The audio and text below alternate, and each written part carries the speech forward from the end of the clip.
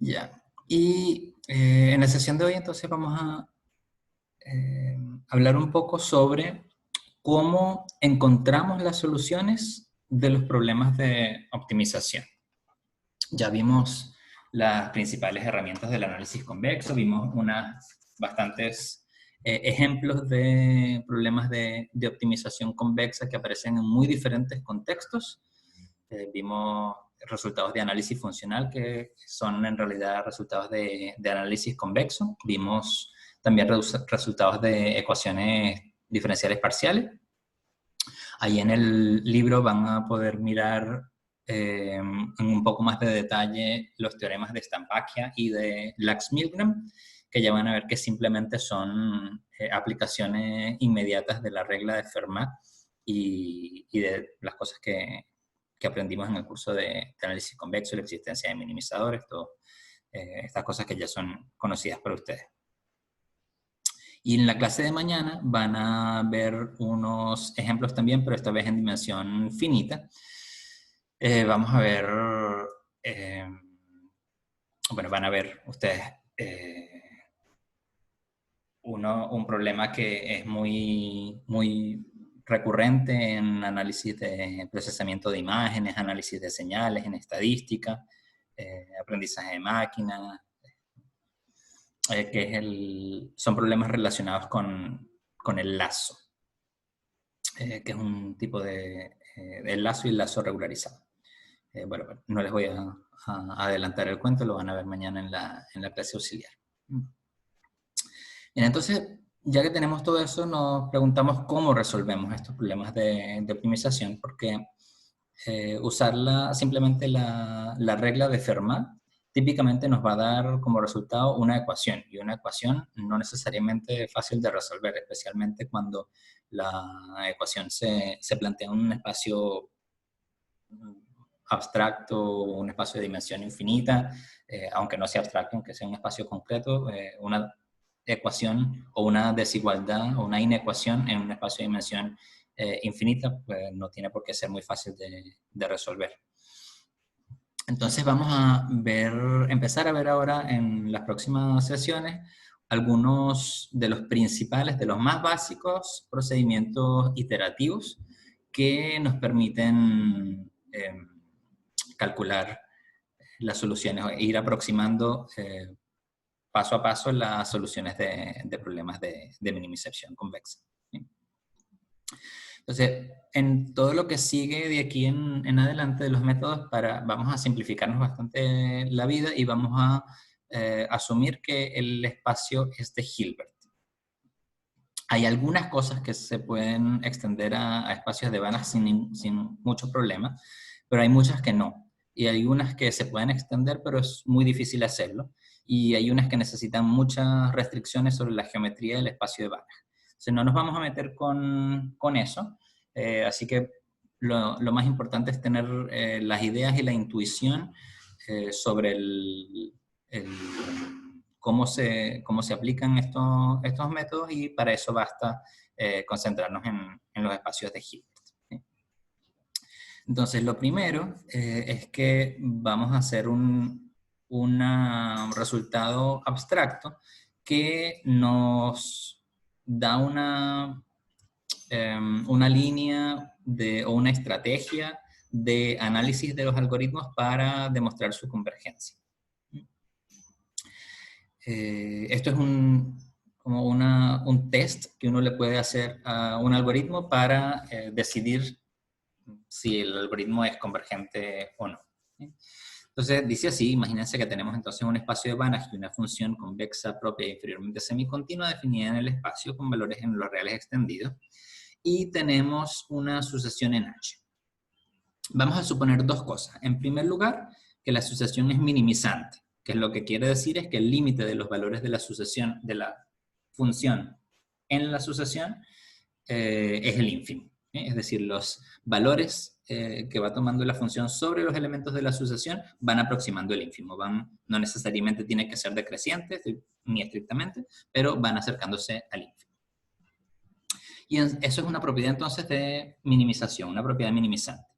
Y la segunda es una propiedad como de estabilidad, una propiedad de anclaje del conjunto respecto al conjunto de soluciones, que dice que para cada punto que sea minimizador de la función f, la distancia entre el término general de la sucesión y ese punto converge.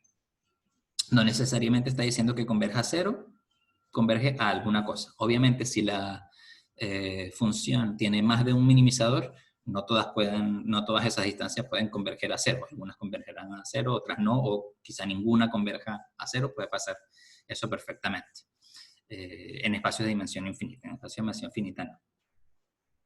Entonces tenemos esta propiedad minimizante y esta propiedad de anclaje o de estabilidad, y juntas nos permiten garantizar que la sucesión converge débilmente a un minimizador de f. Entonces después bueno, vamos a analizar primero un par de algoritmos que son como los más sencillos. Les voy a contar un poco de qué van los algoritmos y probablemente hagamos una demostración al final de un algoritmo como híbrido que incluye todas estas cosas que les voy a estar contando al principio. Y entonces después nos vamos a ocupar de ver cuándo la convergencia es fuerte, que eso nos da garantías de cierta estabilidad en cuanto a la rapidez de convergencia, y casos en que efectivamente podemos dar estimaciones sobre la rapidez de convergencia de los puntos xn hacia algún minimizador x barra.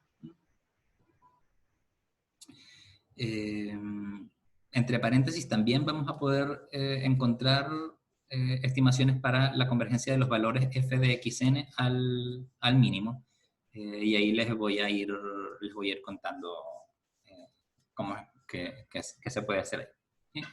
Entonces, por el momento vamos a demostrar este teorema, que va a ser como la gran herramienta que nos va a permitir el análisis de los algoritmos.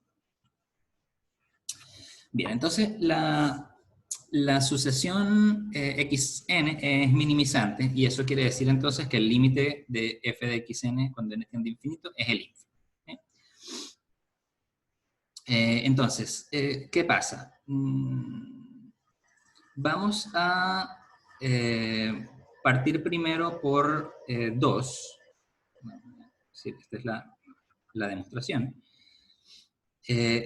2 me dice automáticamente que, déjenme poner esto un poquito más delgado porque está demasiado grueso. Esto nos dice que la sucesión xn está acotada, ¿verdad? Porque si nosotros fijamos un elemento P, bueno, aquí de hecho debía haber colocado en las hipótesis que este conjunto es distinto del vacío. Podemos bueno, ya conocen cuáles son las hipótesis para garantizar esto. Pero si es que nosotros tenemos un elemento acá y la distancia de este punto converge, significa que los puntos se van a ir acercando a la esfera de radio el límite que nos dé esto. Entonces, en particular, tiene que ser una sucesión acotada. Entonces, al ser una sucesión acotada, tiene subsucesiones que son débilmente convergentes, ¿no?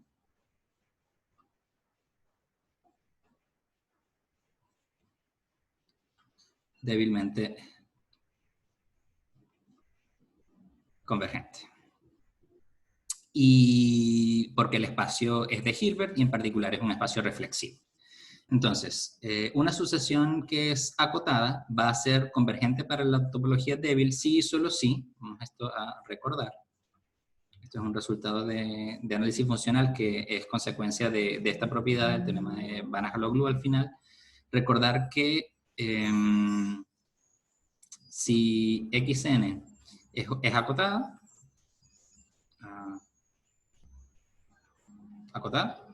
entonces ella converge débilmente si y solo si tiene a lo más un punto de acumulación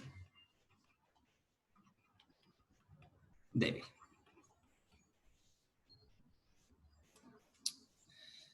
Ok, ¿por qué es esto? Bueno, obviamente si tiene más de un punto de acumulación débil, no puede ser convergente débilmente. y la dirección interesante es que si tiene a lo más un punto de acumulación débil, entonces ella converge débilmente. Bueno, por supuesto, con el hecho de que la sucesión es acotada, el hecho de que tenga a lo más un punto de acumulación débil es equivalente a que tenga exactamente un punto de acumulación débil.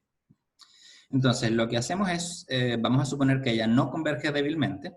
Entonces, para cualquier punto va a existir una vecindad que contiene solamente una cantidad finita de elementos de la sucesión y casi todos los elementos están fuera de esa vecindad. Una vecindad para la topología débil. Entonces, como la sucesión es acotada, la sucesión tiene una sucesión débilmente convergente a un cierto punto, que tiene que estar necesariamente fuera de la vecindad esta débil que habíamos definido, y por lo tanto la sucesión entonces no podría tener a lo más un punto de acumulación débil, porque tendría el que está dentro de la vecindad y el que está fuera de la vecindad.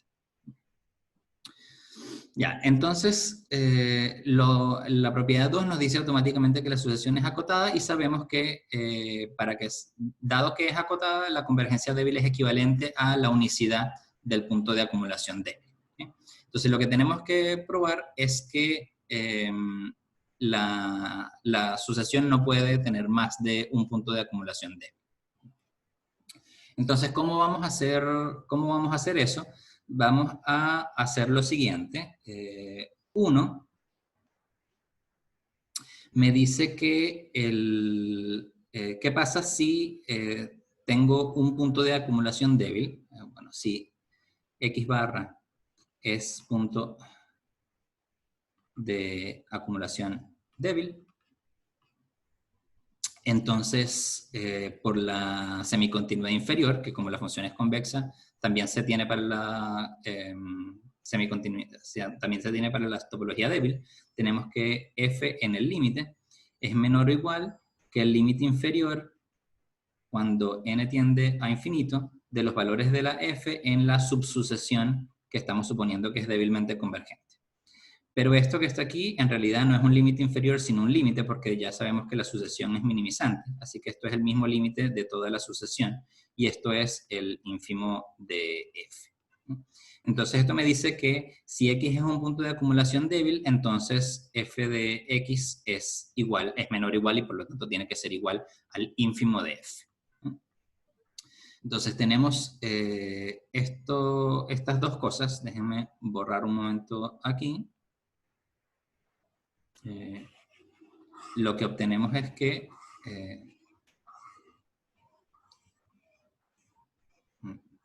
esto debe haber alguna forma más rápida de hacerlo. La otra cosa entonces que tenemos es que en segundo lugar tenemos que todo punto de acumulación débil es minimizador. Esa es la segunda cosa que tenemos. Voy a borrar esto que tenemos aquí, que tampoco me interesa. Tenemos estas dos cosas. Primero, que la función es acotada, y segundo, la sucesión es acotada, y segundo, que todo punto de acumulación débil es minimizador.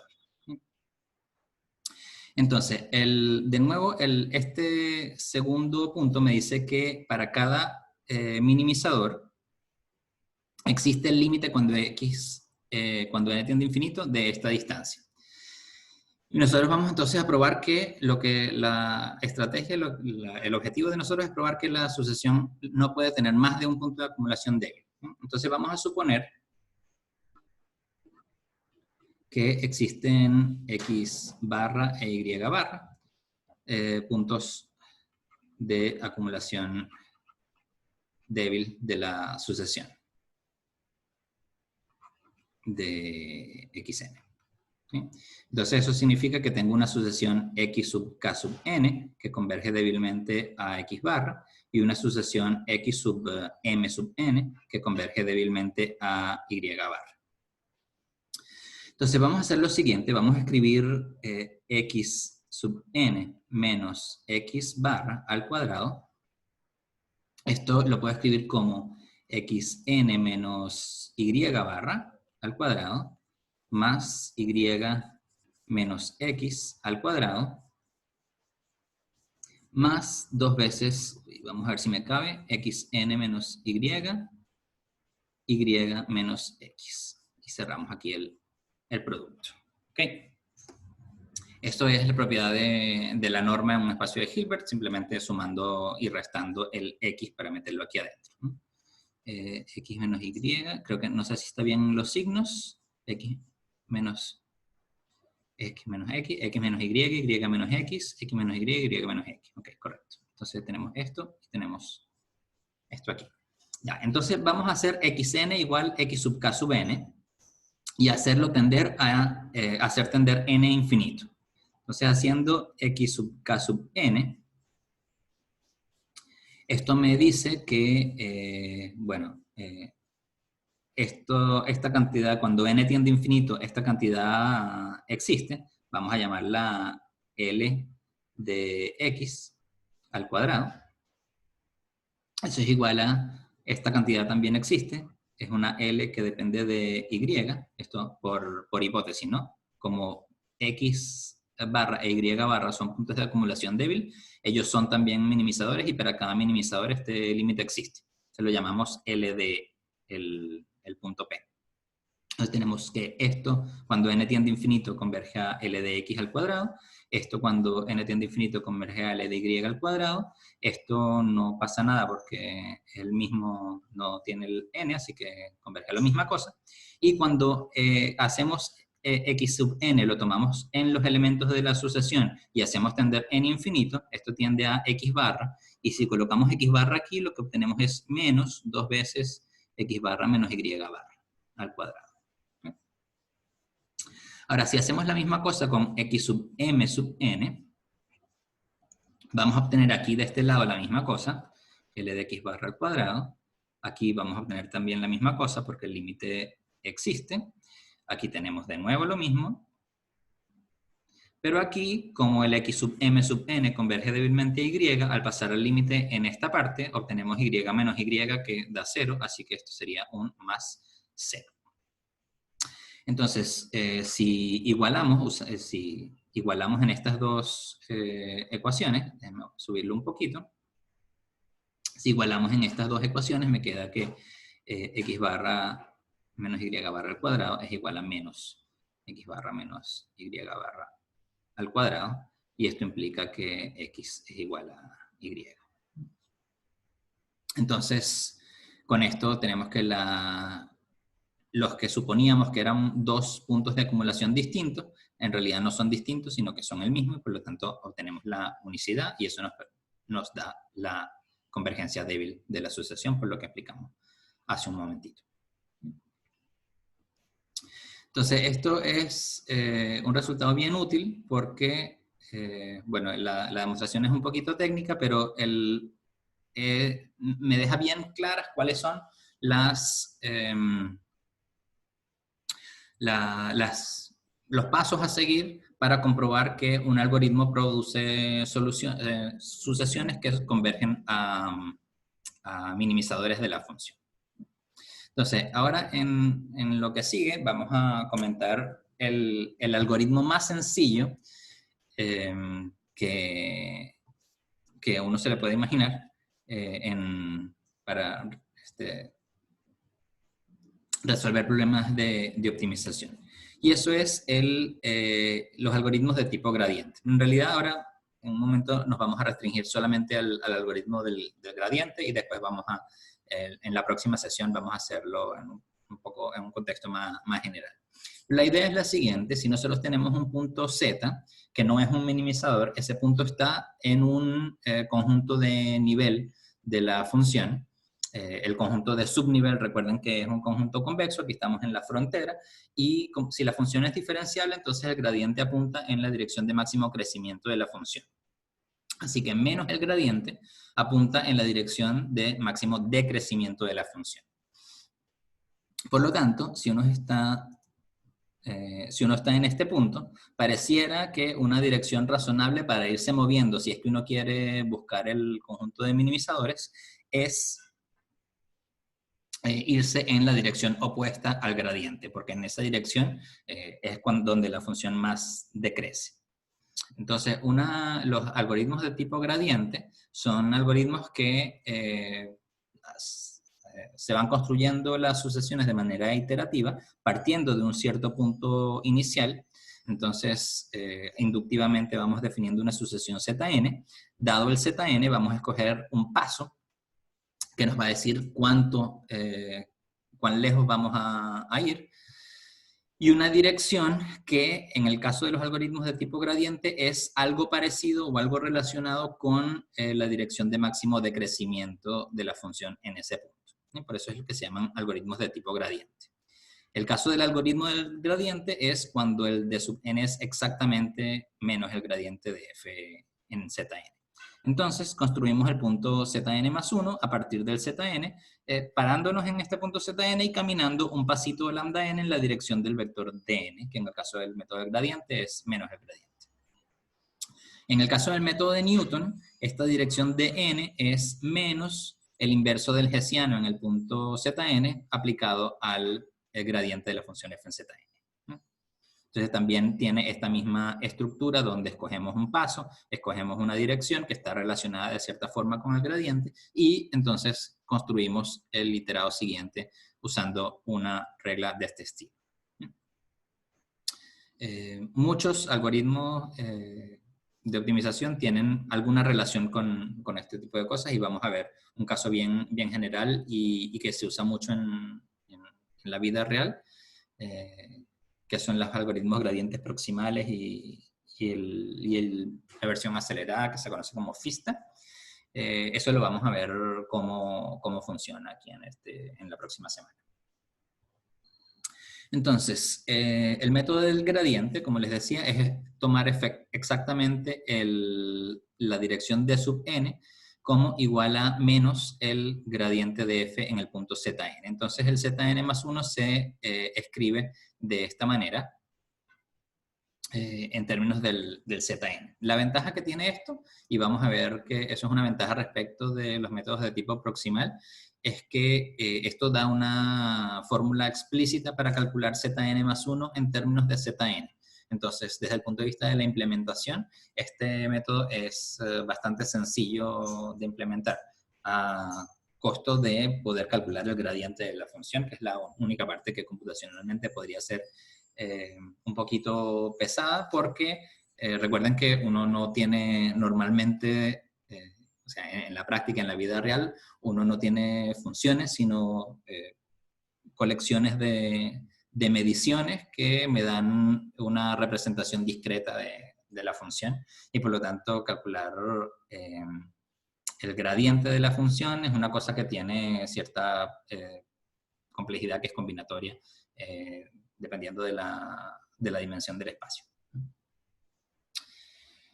Entonces, bueno, el comentario aparte, aquí imaginémonos que todo es bonito y continuo y sabemos una expresión analítica acá para la f y podemos calcular el gradiente y entonces obtenemos esta fórmula para el Zn más 1. Y el teorema nos dice que si generamos una sucesión Zn usando el método del gradiente y tomamos los pasos de manera que se cumpla esta desigualdad, es decir, que el límite superior de los lambda n sea menor que 2 partido por L, entonces podemos garantizar que el Zn converge débilmente a algún minimizador de la f. O sea, es bastante sencillo, simplemente tenemos que tener un cierto control sobre los pasos y ya les voy a contar cuál es el problema de esto, volviendo un momentito a la lámina anterior. Fíjense que esto nos da una cota superior para los pasos, los lambda n's. ¿Okay? Entonces, si volvemos a la lámina que estaba acá, fíjense que si yo parto este es el punto Zn y camino en la dirección de menos el gradiente, bueno, si yo doy un paso chiquito, voy a moverme un poquito para acá, ¿verdad? Y si doy un paso muy grande, entonces voy a seguir esta línea y voy a terminar en un punto por acá. Entonces, en lugar de ir a conjuntos de nivel que son interiores, que están de nivel más bajo que el punto donde yo estaba inicialmente, si yo tomo un paso demasiado largo, entonces me voy a ir a puntos donde la función toma valores mayores. Y eso no me interesa para nada.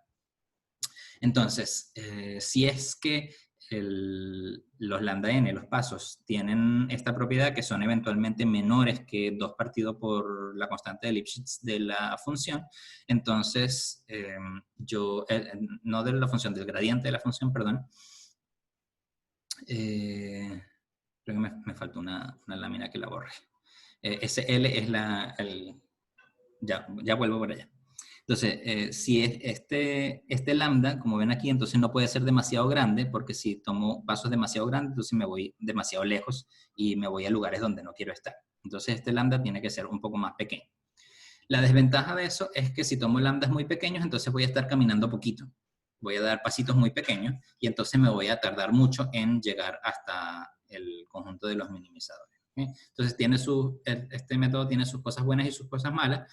Lo mejor es que es muy fácil de implementar porque simplemente depende de calcular el gradiente, y lo menos bueno, lo menos agradable es que uno tiene que controlar el paso porque si toma pasos demasiado muy grandes la cosa no converge.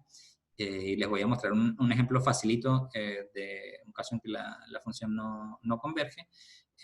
Y si los tomo muy pequeños, entonces voy a tardarme demasiado. Entonces vamos a ver esto que les digo de por qué hay que tomar, hay que tener cuidado con los pasos.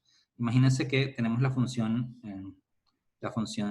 f de z igual a z cuadrado. Partimos del punto z0 igual a 1. ¿Okay? Entonces esta función es una cosa así. Aquí está el eje de coordenadas, aquí está el 1 y yo parto desde acá.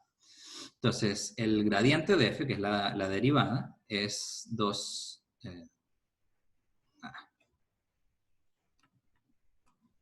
es 2z, así que dado zn, zn más 1 se escribe como zn menos lambda n por el gradiente de f en zn, es decir, voy a colocar un 2 aquí y voy a escribir entonces un zn.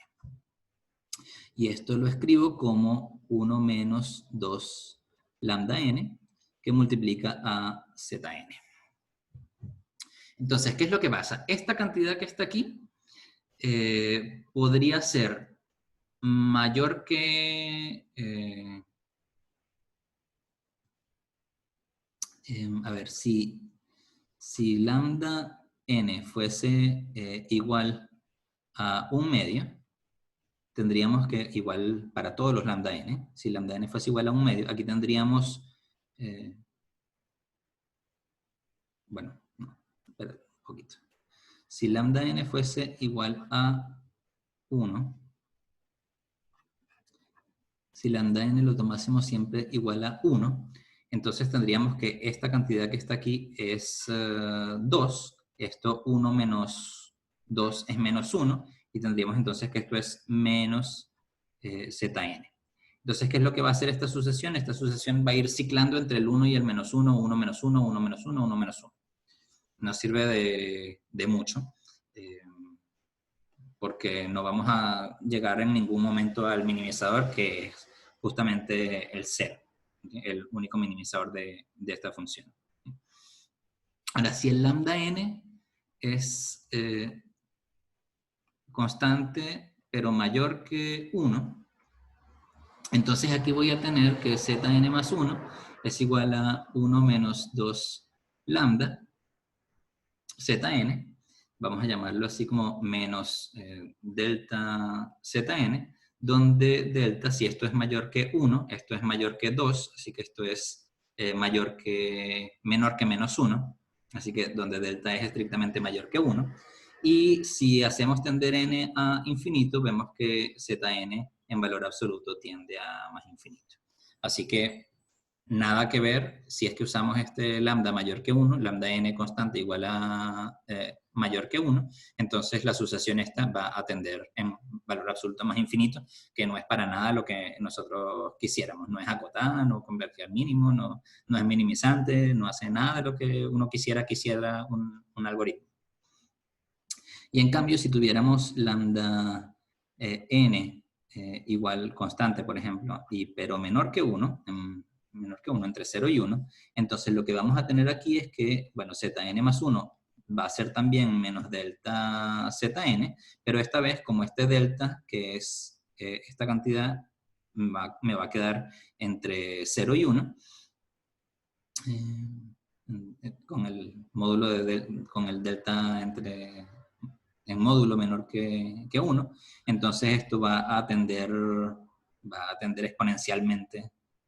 Zn en valor absoluto es menor o igual que una constante por la delta a la n. Delta a la n por z0. Entonces, bueno, podía haber escrito esto de esta forma ahí también. En el caso de que delta entonces queda menor que 1, esto tiende a 0, y tiende a 0, fíjense, exponencialmente. Entonces Zn tiende a 0 cuando n tiende a infinito, y 0 es justamente el único minimizador de la función. Ahora, ¿qué es lo que pasa con este 1? Que marca la diferencia y que me hace que... marca esta cosa como crítica que me hace que haya una diferencia cualitativa en el comportamiento de la sucesión, es que la constante de Lipschitz de esta función es 2. Entonces L, que es lo que les decía antes, es la constante, esta L que no lo escribí, es la constante de Lipschitz del gradiente de la función f. Este L es igual a 2. ¿Okay? Entonces, para la convergencia yo necesito que el lambda n, el supremo, o el límite superior, y uno hace la cosa a partir de cierto n, sea menor que 2 partido por L, y 2 partido por L en este caso es 1. Entonces, para asegurar la convergencia vamos a necesitar pedir que el paso sea menor que 2 partido por L, que es 2 partido por la constante de Lipschitz del gradiente. Y eso entonces es lo que pasa. Hay que tener muchísimo cuidado con cómo se escoge el paso, porque si uno lo escoge mal, el método no converge. Ahora, lo malo es que la constante de Lipschitz del gradiente, por una parte puede ser desconocida o difícil de calcular o muy costosa de calcular. Eso es un problema porque, bueno, también agrega un costo computacional al algoritmo. Puede ser incluso desconocida en el caso de que nosotros tenemos simplemente un muestreo de la función, no sabemos exactamente cuál es la definición analítica y cuál es la constante de Lipschitz. Y en todo caso, puede que sí sea calculable, que no sea tan difícil y que la podamos calcular, pero que dé una cosa muy grande. Entonces, si es muy grande, este cociente que está aquí va a tener que ser muy pequeño, y si esto es muy pequeño, todos los lambda van a tener que ser muy pequeños. Entonces tenemos este problema que les comentaba antes, de que vamos a estar dando pasos muy pequeñitos, y entonces al dar pasos muy pequeñitos vamos a converger muy lentamente al conjunto de minimizadores. Esto sería en el caso en que el delta estuviese muy cerca de 1. En ese caso tendríamos una convergencia pues no tan rápida como la que quisiéramos. De todas maneras, esta convergencia es exponencial, así que es culineal, así que esto, bueno, de todas maneras es razonablemente rápido. Podría ser peor.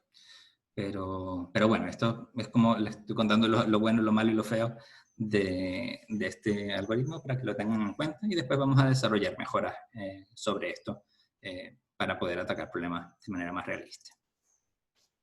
Bueno, entonces, ¿cómo hace uno para demostrar? No lo vamos a hacer hoy porque vamos a hacer una demostración de un caso más general, pero se los dejo marcada la estrategia para que ustedes traten de hacerlo por su cuenta, para que vayan practicando y vayan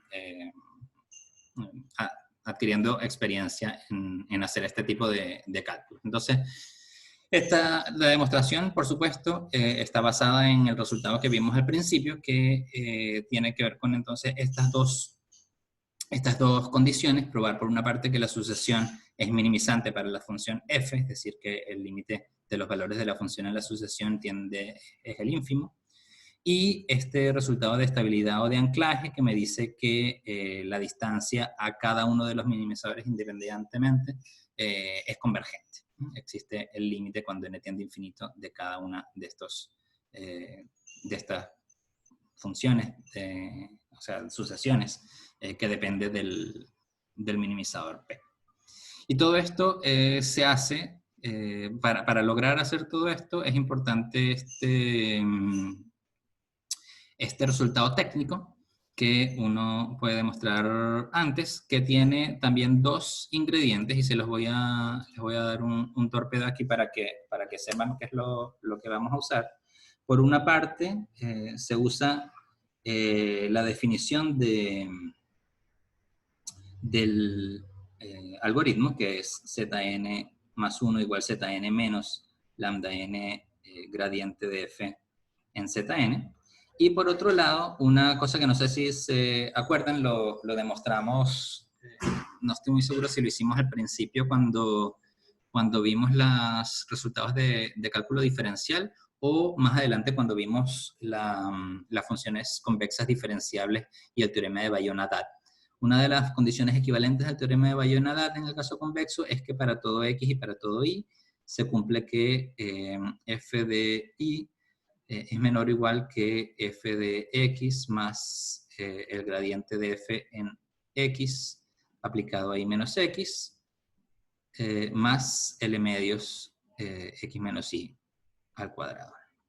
De hecho, esto se cumple cada vez que el gradiente de la función f es L Lipschitz, independientemente de que ella sea convexa o no. Pero cuando es convexa, esto es equivalente a que el gradiente sea L Lipschitz y que se cumpla la propiedad de cocoercividad, que no sé si, quizá no se acuerdan, pero les recomiendo revisar de nuevo el resultado de Bayona-Dad, que es un resultado bien importante y bien útil. Entonces, con estas dos cosas, básicamente enchufando esto aquí, con el Y y el X adecuados, deben poder llegar a obtener esta desigualdad. Y después el resto es tomar un U cualquiera, primero en H y después en argmin, y mirar la misma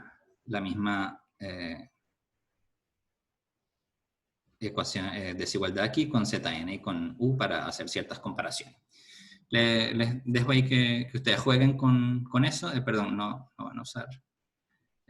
Van a usar esto, pero también van a usar la convexidad. Más convexidad. La desigualdad del gradiente de funciones convexas.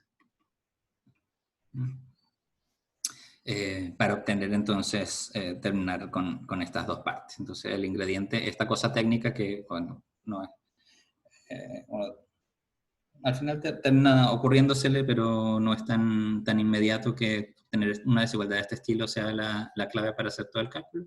Pero bueno, les doy esta ayuda, que traten de encontrar esta desigualdad primero y luego combinarla con la convexidad para obtener lo demás.